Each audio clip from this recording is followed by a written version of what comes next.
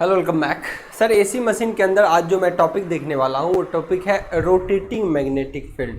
इसका ये मतलब है कि रोटेटिंग मैग्नेटिक फील्ड डेवलप कैसे होता है थ्री फेज इंडक्शन मशीन में, मतलब घूमता हुआ फ्लक्स ये कैसे डेवलप होता है उनकी चर्चाएं होंगी। तो चलिए सर, आज के टॉपिक में मैं यहाँ पे आप लोगों के सामने एक बार डिस्कस करूंगा कि रोटेटिंग मैग्नेटिक फील्ड एक्चुअली होता क्या है। तो इसके प्रॉपर एनिमेशंस पिक्चर वगैरह दूंगा ताकि चीज़ें आपको क्लियर हो जाए। देखिए कहता क्या है, मेरी बातों को समझिए। टॉपिक ये है सर रोटेटिंग मैग्नेटिक फील्ड, मतलब अगर थ्री फेज बैलेंस किसी थ्री फेज वाइंडिंग को अगर दिया जाता है तो जो फ्लक्स वो एक क्या होता है, घूमता हुआ फ्लक्स, मतलब N pole S pole imaginary घूम रहा है, ये डेवलप हो जाती है। कैसे होते हैं उसके मैथमेटिकल कैलकुलेशन भी कुछ आपके सामने देखने को मिलेगा। ओके, और यहाँ पे इनको हम बारीकी से एक बार देखेंगे, ध्यान से समझिए। सर मैं कह रहा हूँ यहाँ इसका मतलब समझिए कि अगर कोई एन पोल है और कोई एस पोल है तो ये फ्लक्स यहाँ से यहाँ जाएगा, तो ये घूमता हुआ फ्लक्स तो नहीं है, ये एन पोल एक्स पोल फिक्स है। लेकिन यहाँ पे बोला गया कि अगर थ्री वाइंडिंग को, थ्री बैलेंस वाइंडिंग को थ्री फेज की सप्लाई दिया जाए तो ऐसा ही फ्लक्स, घूमता हुआ फ्लक्स आपको दिखेगा। घूमता हुआ फ्लक्स दिख रहा है और उसको किसी कंडक्टर से कट करवा देंगे तो वहां ईएमएफ डेवलप हो जाएगा। ओके, इनकी चर्चाएं हो रही है। तो चलिए इसको हम बहुत अच्छे से अभी समझने वाले हैं सर, इनको हम बहुत अच्छे से समझने वाले हैं। ओके चलिए समझिए पहले सर यहां पे बातों को। कह रहा है यहां पर कि अगर चाहे वो आपका वाइंडिंग डेल्टा हो या फिर थ्री फेज स्टार वाइंडिंग हो। सर आपका थ्री फेज का स्टार वाइंडिंग हो या फिर थ्री फेज का डेल्टा वाइंडिंग हो, अगर थ्री फेज वाइंडिंग को जिसमें सबके वाइंडिंग के बीच 120 डिग्री का गैप हो, ओके, और टर्नों की संख्या सब में सेम हो, और इस पे इनपुट करंट भी, जो इनपुट करंट इस पे डाला जाएगा, ओके, वो भी क्या हो, थ्री फेज बैलेंस हो, मतलब एक फेज इतने पे हो तो दूसरा फेज 120 डिग्री पीछे हो और तीसरा 240 डिग्री पीछे हो। ओके, तीनों बैलेंस अगर सप्लाई दिया जाए तो कहता है, ध्यान समझिए, चाहे वो स्टार वाइंडिंग हो या डेल्टा वाइंडिंग, अगर थ्री फेज सप्लाई दिया जाता है, three phase supply balance supply अगर दिया जाता है तो थ्री फेज वाइंडिंग के अंदर, थ्री फेज वाइंडिंग के अंदर एक घूमता हुआ फ्लक्स, एक घूमता हुआ फ्लक्स आपको देखने को मिलेगा। रोटेटिंग मैग्नेटिक फील्ड डेवलप होती है, इसी को बोलते हैं आरएमएफ। इसी को बोला जाता है सर आरएमएफ, मतलब रोटेटिंग मैग्नेट, इसका फुल फॉर्म आगे लिख दूंगा, रोटेटिंग मैग्नेटिक फील्ड। अब ये क्या है, मतलब घूमता हुआ फ्लक्स का मतलब कि ऐसा मानो, ऐसा मानना है आपको, ये देखिए कि यहां कोई एन पोल और यहां कोई एस पोल, एक ऐसा चुंबक है ना, ये चुंबक ऐसा ही मैग्नेटिक लगातार बहुत सारा एन पोल एस पोल लगातार घूम रहा है, ऐसा प्रतीत होता है कि लगातार घूम रहा है। अगर इस बीच यहाँ पे कोई कंडक्टर रख दिया जाए, ऐसे बहुत सारे कंडक्टर रख दिया जाए तो उसको कट करके इंड्यूस्ड ईएमएफ डेवलप कर देता है। ओके, सो एक इमेजिनरी आरएम फील्ड लगातार घूमने लगता है, इसी को बोलते हैं आरएमएफ। मतलब थ्री फेज वाइंडिंग को अगर थ्री फेज की सप्लाई दिया जाए, सब बैलेंस हो, तो ऐसे कंडीशन में एक रोटेटिंग फील्ड यानी फ्लक्स ही घूमता हुआ होता है, उसी को बोलते हैं रोटेटिंग मैग्नेटिक फील्ड, उसी को बोलते हैं RMF, rotating magnetic field. RMF rotating magnetic field develop होता है। ऑब्वियसली सिंगल फेज में ऐसा नहीं होता, लेकिन इसमें डेवलप हो जाता है थ्री फेज में। सिमिलरली अगर कहता है कि अगर थ्री फेज सप्लाई यहां पर भी अप्लाई किया जाए, थ्री फेज का सप्लाई चाहे वाइंडिंग स्टार हो या डेल्टा, तो यहां पर भी एक रोटेटिंग मैग्नेटिक फील्ड डेवलप हो जाएगा फ्लक्स का। ये क्या है, एक तरीके से फ्लक्स ही है, उसी का रोटेटिंग मैग्नेटिक फील्ड डेवलप हो जाएगा। मतलब इमेजिनरी पोल्स आप कह सकते हो सर, इमेजिनरी पोल्स एन और यहाँ एस है, तो ये एक फ्लक्स, घूमता हुआ फ्लक्स आपको प्रतीत होगा, एक घूमता हुआ फ्लक्स प्रतीत होगा, जिसका use three phase induction machine में बड़ा फ्रिक्वेंट किए जाते हैं। और ये मोटर आपको बहुत ज्यादा इंडस्ट्री में देखने को मिलेगा, हैवी मोटर भी होते हैं। सो अब इसको पिक्चर में देखना है कि वो रोटेटिंग मैग्नेटिक फील्ड दिमाग में सेट करना पहले है क्या, बाकी इसके बारे में एक एक पहलू में बताऊंगा, एक एक नोट्स लिखवाऊंगा, एक एक कैलकुलेशन बताऊंगा। ओके, आइए सर पहले इसके बारे में मैं देखता हूं कि ये है क्या।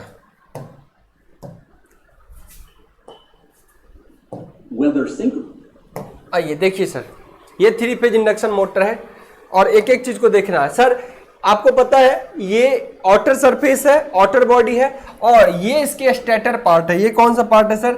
यहां से अगर मैं बात करूं ना तो ये इसके स्टेटर है, ये स्टेटर पे वाइंडिंग की गई है, क्योंकि मोटर के अंदर दो वाइंडिंग होती है, एक स्टेटर की और दूसरा रोटर की। तो यहाँ पे अभी रोटर इसमें नहीं दिखाया गया है, क्योंकि वाइंडिंग 3 फेज इसी को सप्लाई देंगे, तो यहाँ पे एक रोटर होगा, उसमें कंडक्टर्स होंगे, तो होता क्या है मामला देखिएगा। अगर 3 फेज सप्लाई इस वाइंडिंग को दिया जाता है, 3 फेज सप्लाई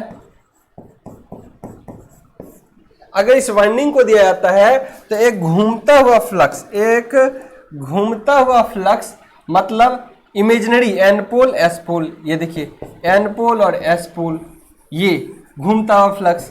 फिर यहाँ दिखेगा आपको मान लो एन पोल एस पोल, फिर ये N pole S pole. Suppose that ये घूम रहा लगातार, ये बैठा नहीं है, ये घूमता हुआ फ्लक्स आपको प्रतीत होगा, उसी को बोलते हैं आप 3 फेज सप्लाई अगर 3 वाइंडिंग को दोगे तो एक घूमता हुआ फ्लक्स आपको दिखेगा। ओके, सो चलिए इसको देखिए सर।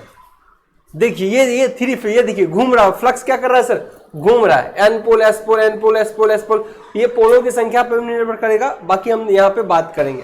सर इसके बारे में पूरा कंस्ट्रक्शन एक बार देख लीजिए, क्योंकि चीजों को हम बारीकी से अच्छे से और भी समझाएंगे, पर इनके बारे में एक बार देखिए। ये देखिए क्या कर रहा है। अगर कहता है किसी भी कंडक्टर में, अगर किसी कंडक्टर में करंट गुजारोगे तो इसके इर्द गिर्द क्या होता है? फ्लक्स थंब रूल लगता है। सो ये देखिए क्या होता है, अगर 3 फेज सप्लाई दोगे तो हर फेज में क्या होगा? करंट गुजरेगा, हर फेज में करंट गुजरेगा, तो उसके कारण रिजल्टेंट आरएमएफ घूमता हुआ फ्लक्स आपको दिखेगा। 3 फेज सप्लाई जैसे जैसे दूंगा, हर कंडक्टर में आपका करंट जाएगा तो रोटेटिंग मैग्नेटिक फील्ड डेवलप होगा। ये देखिए 3 फेज सप्लाई जैसे आ रहा है इस वाइंडिंग में, ये वाइंडिंग का तार दिखाया गया है, निकाल के एक एक वाइंडिंग, तो उसका फ्लक्स देखिए इस तरीके से आपको दिखाई देगा। मैं यहाँ पे कुछ चीजें और भी इंट्रोड्यूस कर दूं। ये वाइंडिंग आपको कैसे दिख रहा है समझिए। सर अगर 3 फेज मोटर में लगाया जाएगा, 3 फेज अगर मोटर में लगाया जाएगा तो कैसा होगा सर? देखिएगा, अगर एक फेज आर है, एक फेज वाई है, एक फेज बी है, तो यहाँ का वाइंडिंग यहाँ से मोड़ेगा, यहाँ का वाइंडिंग ऐसे मुड़ेगा, एक फेज यहाँ से हो जाएगा, दूसरा फेज यहाँ से यहाँ चलेगा, दूसरा फेज यहाँ से यहाँ चलेगा, और तीसरा फेज यहाँ से यहाँ कंडक्टर जब जाएगा तो ऐसे घूम के आएगा, तीसरा फेज ऐसे घूम के आएगा। अब हर कंडक्टर के कारण सर देखिएगा, क्योंकि जब हर कंडक्टर में 3 फेज सप्लाई होता है, ध्यान से समझिए, हर कंडक्टर में सप्लाई जाएगा तो इसके कारण इस कंडक्टर में अपना फ्लक्स रोटेट करेगा, इस फ्लक्स में अपना रोटेट करेगा, इस कंडक्टर में अपना, सो तीनों के रिजल्टेंट से एक रोटेटिंग मैग्नेटिक फील्ड डेवलप हो जाता है।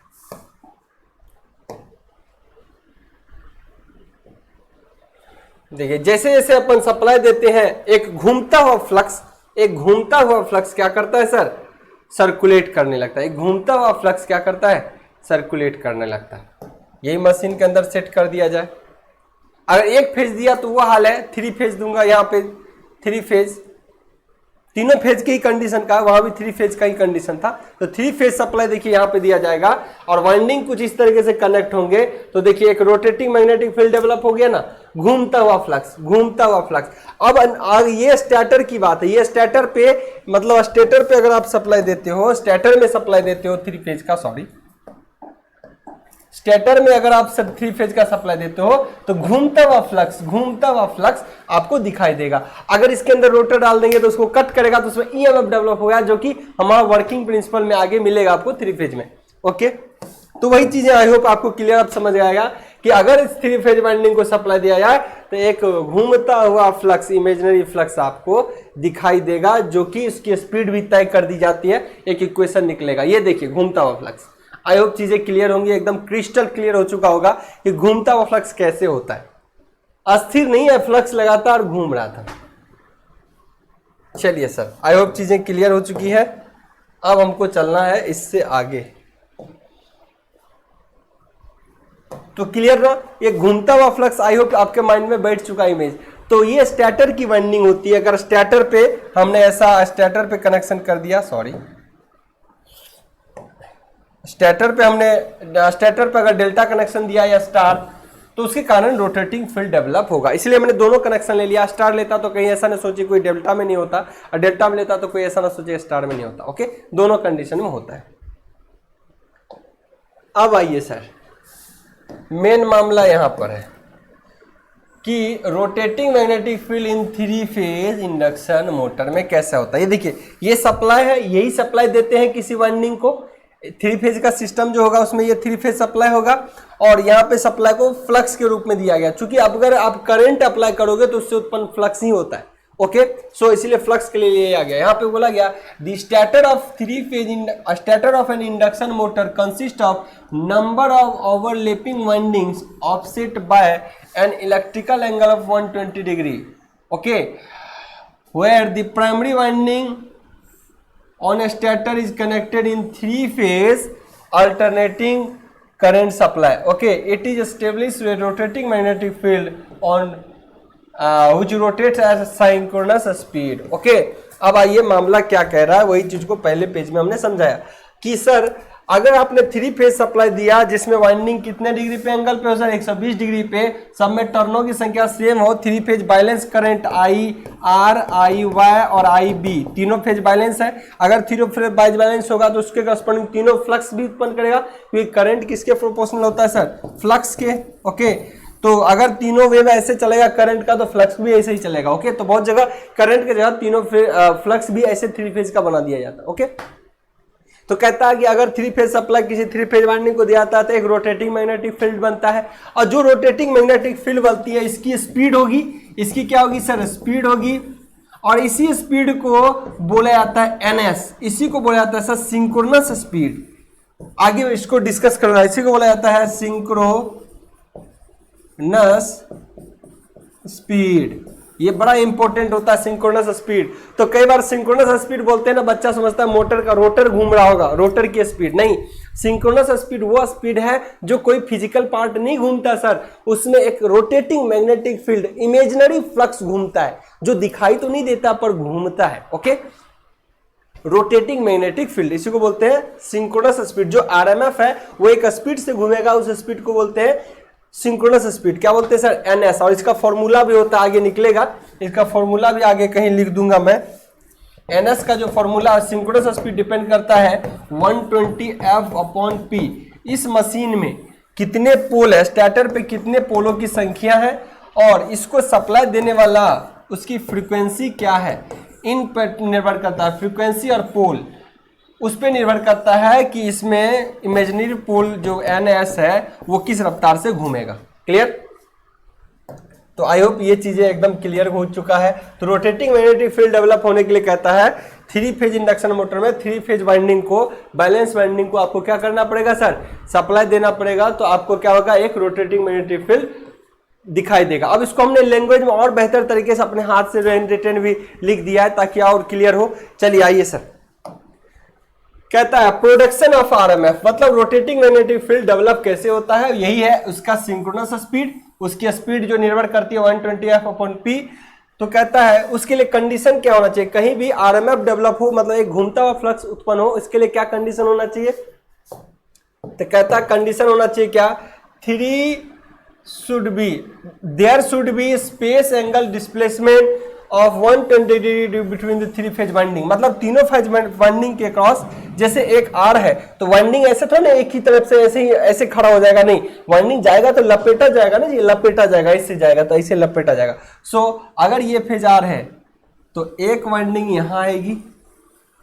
कंडीशन है 3 फेज कैसे डेवलप होता है, एक वाइंडिंग यहां, दूसरा फेज ये रहा तो वाई आया तो वाई कलर, येलो कलर लेता हूं,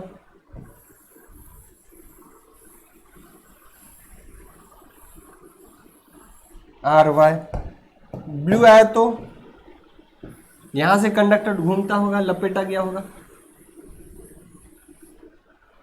ओके, और इसमें सप्लाई क्या होगा, 3 फेज का होगा।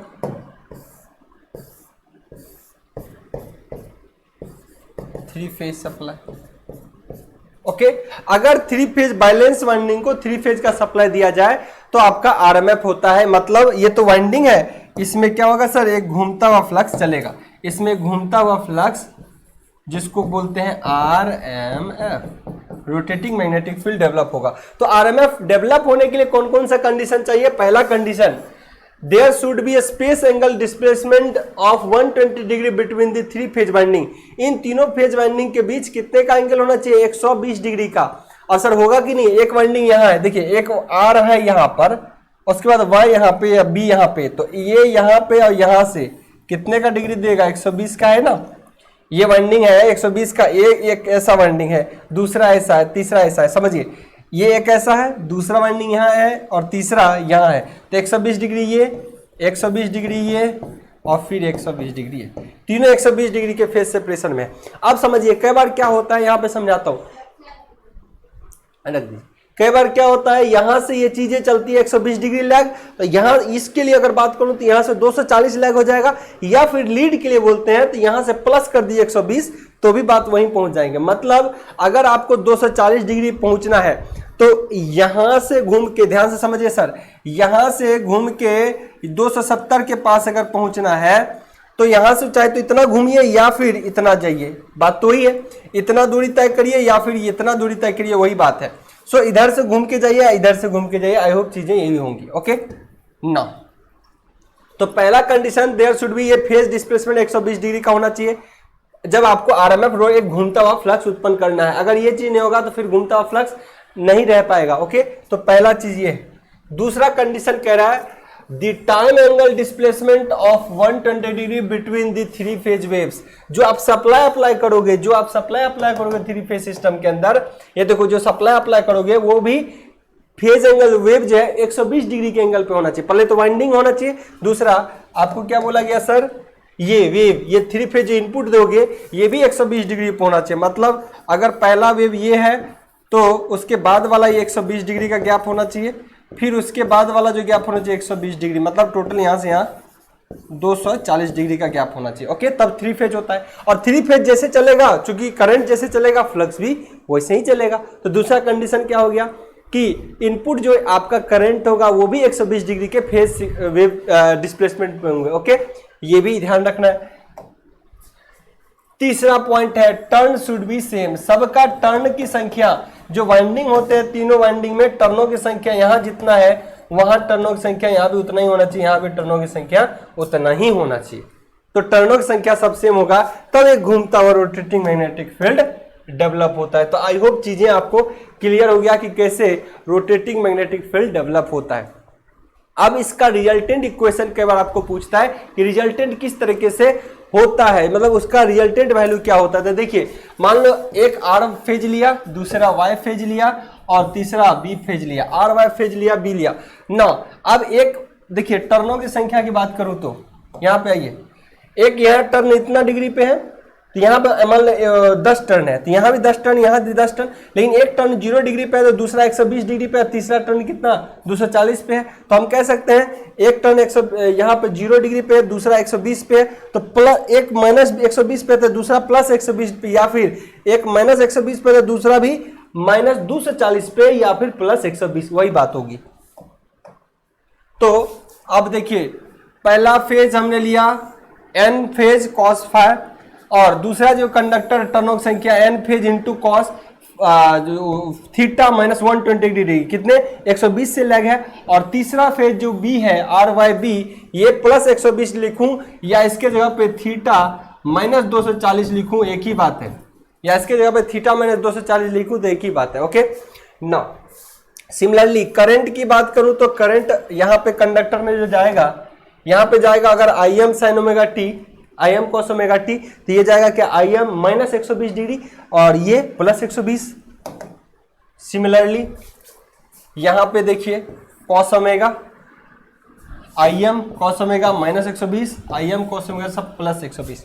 नौ अब इसका आर एमएमएफ निकालना है। एमएमएफ क्या होता है सर, किसी का ये देखिए एमएमएफ क्या होता है, एक चीज समझिए। एमएमएफ जो होता है जिसको एफ से डिनोट करते हैं, ये होता है एन इंटू आई, मतलब टर्नों की संख्या इंटू करंट। मतलब इस एक वाइंडिंग है, एक वाइंडिंग, हालांकि इसको सर्किट थ्योरी हमने कराया था, इसमें करंट गुजारोगे और टर्नों की संख्या 10 है तो ये क्या करेगा सर, फ्लक्स उत्पन्न करेगा। फ्लक्स उत्पन्न करेगा कि नहीं? ऑब्वियसली करंट जाएगा, टर्नों की संख्या होगी तो ये फ्लक्स उत्पन्न करेगा। ये फ्लक्स कितना, इस फ्लक्स में कितना फोर्स है, इसमें कितना फोर्स है एक तरीके से, उसी को कहते हैं MMF, magnetomotive force. Magnetomotive force उसी को एमएमएफ बोला जाता है। ओके, तो वही हमने लिखा कि अगर इस टर्न भी है और करंट भी है तो एमएमएफ अगर नॉर्मल देखूं तो एन आई होता है फॉर्मूला। तो अब इसका आर फेज के लिए एफ आर किया तो N cos phi into I M cos phi, इस दोनों को गुना कर दिया। इसको लिखूंगा तो रिजल्टेंट इतना लिखाएगा। सिमिलरली आप इसको भी लिखोगे एफ वाई, तो एफ वाई में क्या हो जाएगा सर, फिर इसी तरीके से इसको लिखिए N phase into cos theta minus 120 degree into I M cos omega T minus 120 degree. Okay, ये दोनों आ जाएंगे इसके साथ।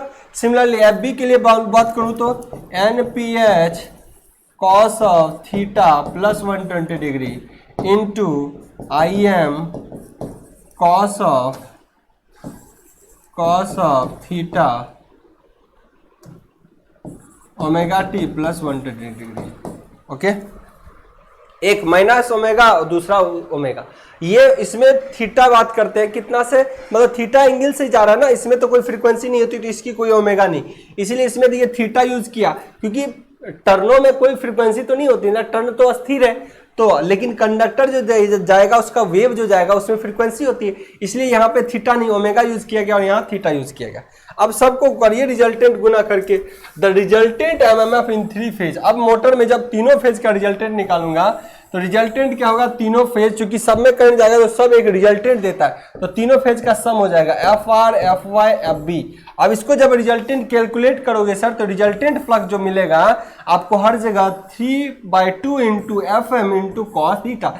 मतलब अगर एफ मैक्सिमम रिजल्ट अगर बोला जाए हर पॉइंट पे एक घूमता हुआ फ्लक्स का जो रिजल्टेंट है, मतलब 3 फेज इंडक्शन मशीन में जो घूमता हुआ फ्लक्स का रिजल्टेंट है वो कितना है sir, 1.5 time of F M M F into M M F